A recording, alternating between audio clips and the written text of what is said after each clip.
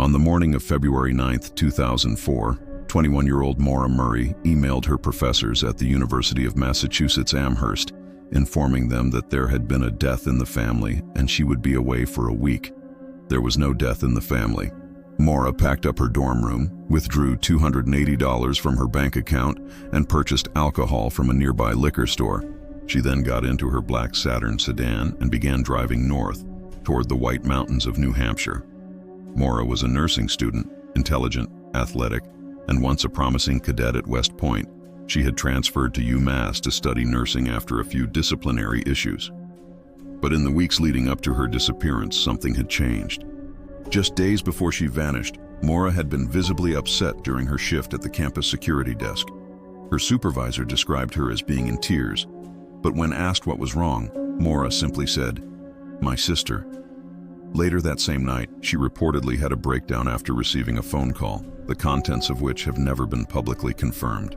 The last known photograph of Maura was captured at an ATM around 3:15 p.m. that Monday afternoon. She was alone. The footage shows her withdrawing money with a focused expression.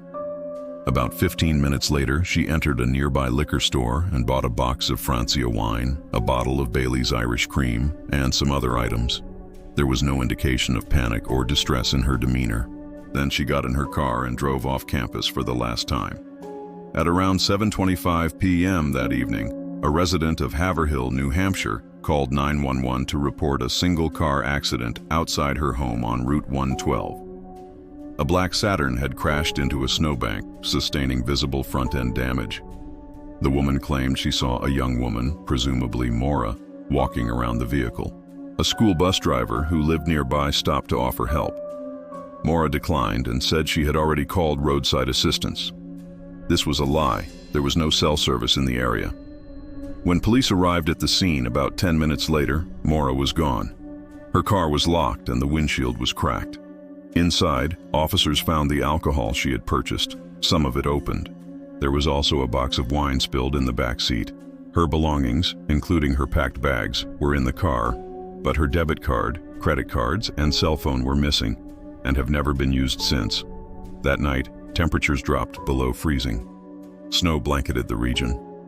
Police conducted a brief search of the area but found no sign of Maura. The next day, her father Fred arrived in New Hampshire, stunned and frantic. He would go on to be one of the most persistent voices in the search for Maura, pushing investigators to consider foul play. In the days that followed, extensive ground and air searches were carried out. Tracking dogs reportedly lost Maura's scent about 100 yards east of the crash site, suggesting she may have entered another vehicle. Despite early efforts, the investigation quickly grew cold. Theories circulated. Some believed Maura had run away to start a new life. Others speculated she had met with foul play after hitching a ride, and some pointed to the possibility of suicide. But there was no note, no clear indication of intent, and no confirmed sightings of her after the crash. In the years since Maura's disappearance, a massive online community has formed, dedicated to solving the case. Amateur sleuths have analyzed every detail, every phone call, every roadside sighting, but the facts remain few and far between. In 2006, 2 years after she vanished, Maura's case was officially treated as a criminal investigation, but no suspects were named and no arrests were made. Fred Murray continued to pressure local and state authorities for more transparency. He was convinced that Maura had been abducted, but with no forensic evidence at the scene and no witnesses able to place her beyond those first few minutes after the crash, the investigation remained stalled. Occasional leads would surface, unconfirmed sightings, alleged confessions, even rumors of buried evidence, but none panned out. In 2017, over a decade after Maura's disappearance, a home near the crash site was excavated after cadaver dogs allegedly indicated the presence of human remains in the basement. The search yielded nothing.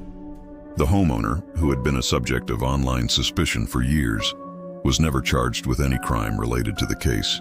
The case received renewed national attention in 2018 when the Oxygen Network released a documentary series titled The Disappearance of Maura Murray.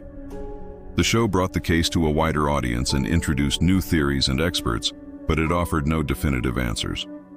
That same year, the FBI finally opened its own official case file. Maura's family has never stopped searching. Her father and siblings have spent years combing the White Mountains, knocking on doors, and appealing to the public for information. Her sister Julie, a former West Point cadet like Maura, has given countless interviews in the hopes of keeping the case alive.